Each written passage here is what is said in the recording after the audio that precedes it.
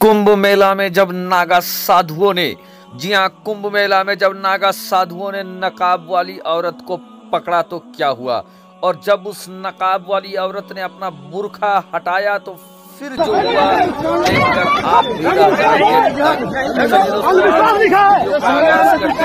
लेकिन उससे पहले रिक्वेस्ट करना चाहेंगे, अगर आप पहली बार इस वीडियो को देख रहे हैं तो जल्दी से चैनल को कर लीजिए सब्सक्राइब, बेल के बटन को कर दीजिए ऑन और ऑल नोटिफिकेशन के ऑप्शन को दबा ले। इस समय दोस्तों कुंभ मेला चालू हो गया है और इस कुंभ मेला में नागा साधुओं की एक बड़ी जमात कुंभ मेला में पवित्र स्नान करने के लिए पहुंची हुई है।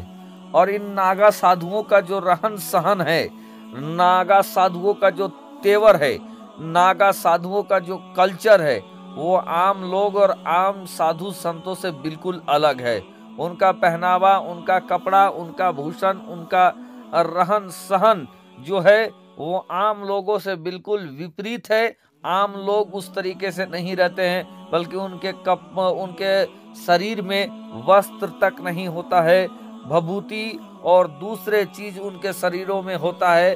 और वो नागा साधु जो होते हैं वो एकांत में, कंदराओं में, पहाड़ों में तपस्या करते हैं। और कुंभ मेला जैसे समय जब आता है तो वो एकाएक निकलते हैं और फिर उसमें शामिल होते हैं। लेकिन आज का ये वीडियो दोस्तों कि आखिर नागा साधुओं ने एक नकाब वाली औरत को कुंभ मेले में क्यों पकड़ा, और जब पकड़ा और नकाब जब हटा तो फिर क्या हुआ। दोस्तों प्रयागराज में इस समय कुंभ मेला चालू है। कुंभ मेला, और इस कुंभ मेला में तरह तरह की दुकानें और तरह तरह के लोग वहां पर पहुंच रहे हैं। और उसी में एक नकाब वाली भी दुकान लगा रही थी। हालांकि दोस्तों आज नकाब को बदनाम करने के लिए तरह तरह के काम हो रहे हैं। और आप ये भी समझें कि हर नकाब पहनने वाली या बुर्खा लगाने वाली मुस्लिम औरत हो, ये भी सही नहीं है। बल्कि आज दूसरे लोग भी नकाब पहन लेते हैं और जब खुलासा होता है तो बाद में पता चलता है कि जो नकाब लगाए हुए थी वो असल में मुस्लिम नहीं बल्कि दूसरे मजहब के मानने वाली थी। दोस्तों इसी तरीके की एक औरत जो कि बुर्खा लगाकर कुंभ मेले में दुकान लगाए हुए थी। वजह यह था कि उसके तरफ लोगों का अटेंशन, लोगों का ध्यान जल्दी से आ जाए।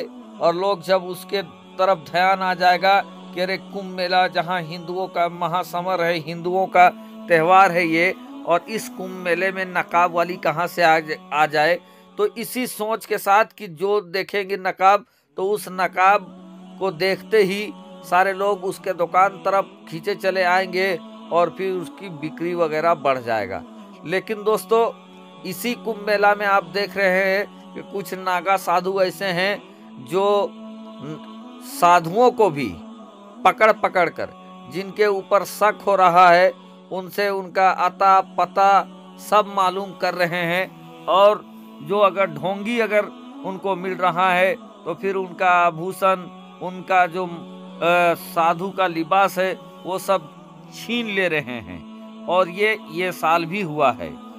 और लगातार कुछ नागा साधु इस चीज में, कुंभ मेला में इस तरीके का जांच पड़ताल कर रहे हैं। अब औरत ने दुकान लगाया था, ठोला खेमचा लगाया था दुकान, और उसमें नकाब लगाकर वो काम कर रही थी। कुछ लोगों को ध्यान उसके ऊपर जा रहा था कि आखिर ये औरत क्या है, इसने नकाब लगाया है। आम लोग समझ रहे थे कि ये औरत मुस्लिम औरत है, और मुस्लिम औरत इतनी पाबंदी के बाद, इतने प्रतिबंध लगाए गए हैं कुंभ में मुसलमानों के ऊपर, मुसलमानों के दुकान के ऊपर, तो ये औरत कैसे कुंभ मेला के अंदर आ गई है, दुकान कैसे लगाई हुई है। बहरकैफ कुछ दिन तो निकल गए और उस औरत के साथ कुछ नहीं हुआ। लेकिन अचानक से एक दिन कुंभ मेले के सवेरे सवेरे ही उसके दुकान में कुछ नागा साधु आ जाते हैं और नागा साधु आने के बाद उस औरत को नकाब वाली देखने के बाद उनका पारा हिट हो जाता है, पारा गर्म हो जाता है कि ये नकाब वाली, बुर्का वाली ये औरत यहाँ पर कुंभ मेले में क्यों दुकान लगाई हुई है। तेवर में आ जाते हैं कि ये इतनी प्रतिबंधों के बाद कुंभ मेले में क्यों दुकान लगाई हुई है। उनको ऐसा लग रहा था कि ये औरत एक मुस्लिम औरत है और वो औरत क्या है कि नाश्ते का होटल डाले हुए थी, खाने पीने का होटल डाले हुई थी। अब ये जो नागा साधु लोग थे वो उस औरत के होटल में तोड़फोड़ करने लगते हैं कि तुम इस कुंभ क्षेत्र को छोड़कर चली जाओ, तुम यहाँ पर क्यों होटल डाले हुए हो, खाने पीने का सामान क्यों डाले हुए हो, धर्म भ्रष्ट क्यों कर रही हो। इस तरीके के बाद कुछ लोगों को ऐसा लग रहा था कि नहीं, यहाँ पर इस तरीके का काम नहीं होना चाहिए, बल्कि यहाँ पर चाहे हिंदू हो मुसलमान हो सब कोई यहाँ पर होटल वगैरह या दुकान वगैरह लगा सकते हैं। लेकिन कुछ लोग थे जो नागा साधुओं का समर्थन कर रहे थे कि नहीं, कुंभ मेले में यहाँ मुसलमानों को एंट्री नहीं मिलना चाहिए, उनके दुकान नहीं होने चाहिए थे। तो उनके समर्थन को पाकर नागा साधु लोग और तेवर में आ रहे थे और उस औरत के होटल पर वो एक तरीके का हमला कर देते हैं, सामान को तोड़ने फोड़ने लगते हैं और उसके बाद देखते ही देखते उस औरत को पकड़ लेते हैं।